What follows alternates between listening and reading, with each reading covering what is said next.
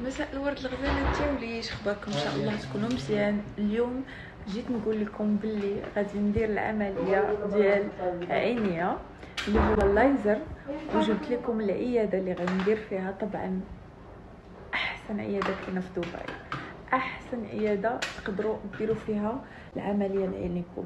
انا غادي نوريكم لي ماشين اللي غادي ندوز منهم هما الاولين عاد داك الساعه. اول حاجه غادي ندوز من هاد الماشين هي الاولى، من بعد هاد الماشين، من بعد هاد الماشين، من بعد هاد الماشين، من بعد هاد الماشين، باش يشوفوا ليا عينيا شنو فيهم بالضبط، واش عندي انحراف، واش عندي شحال نظر. خلصت الفحص من هنايا، دابا غنطلع عند الدكتور الفوق. أول حاجة نهيلة هتعمل اليوم عملية لإصلاح النظر، عندها درجات إن شاء الله متوسطة وسمك القرنية بتاعتها ضعيف. دعواتكم الكريمة تشوف بخير وتشوف على خير. الإجراء العملية اللي هنعملها اسمها PRK أو ليزر سطحي، هيسبب لها معلش يومين حرقان ودموع، فاعذروها كده، يمكن مش هتقدر تتعامل أو تتفاعل مع الموبايل لمدة يومين لأن سمك القرنية رفيع. دعواتكم إن شاء الله تقول لكم بعد العملية وتقول لكم الاخبار ايه. موافقه ولا نقطع؟ لا بهزر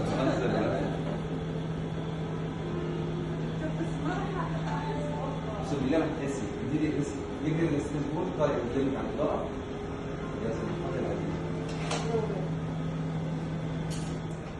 عايز ايه سؤال مهم؟ احلى بلد فيها هي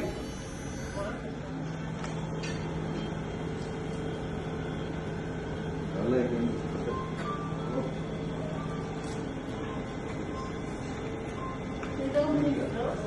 ايه احساسك؟ اتفضلي. جميل. ايوه لا تكسب مره سهل. الحمد لله. اول حاجه الحمد لله على السلامه ان شاء الله. الامور تمت بخير، صلحنا لك الانحراف اللي موجود في العين ان شاء الله باذن الله تعالى. هيبقى فيه حرقان ودموع لمده يومين. قطراتك هتحطها 3 مرات في اليوم، اسف كل ساعتين. اليوم النهارده على الظهر، في عدسه لاصقه في العين، نشوفك ان شاء الله خلال 3 ايام وان شاء الله تشوفي بقى خير الدنيا كلها ان شاء الله. ولا حاجه، انا قلت المصريين. ربنا يكرمك ان شاء الله وموفقه وتشوفي خير الدنيا ان شاء الله. اللهم امين يا رب. طبعا احنا النهارده 3 ايام بعد الاجراء. يلا قولي ما تغلطيش. دي اي برافو. او بي اي اس برافو. اف تمام. هتغلطي هنا. برافو. تي كملي. اف اوكي. زد اخر. تمام. شوفي انت شايفه الكميه لكن مش شايفه الكواليتي. الكواليتي اكن في زجاج مصنفر زي ده.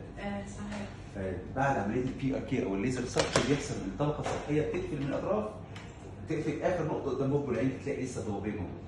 من خلال يومين هيكون كواليتي الفيجن يتحسن، جوده الرؤيه تتحسن. هنضيف لك قطره اسمها بريدفورد وهنستخدم نفس القطرات اللي معاكي، هتحط منهم خلاص 4 مرات في اليوم. دقيقه واحده بقى نجيب لك نضاره شمس. الصوت دي عندك دي بتعجبك؟ ده ستايل جديد. يعني بصي هي مريحه.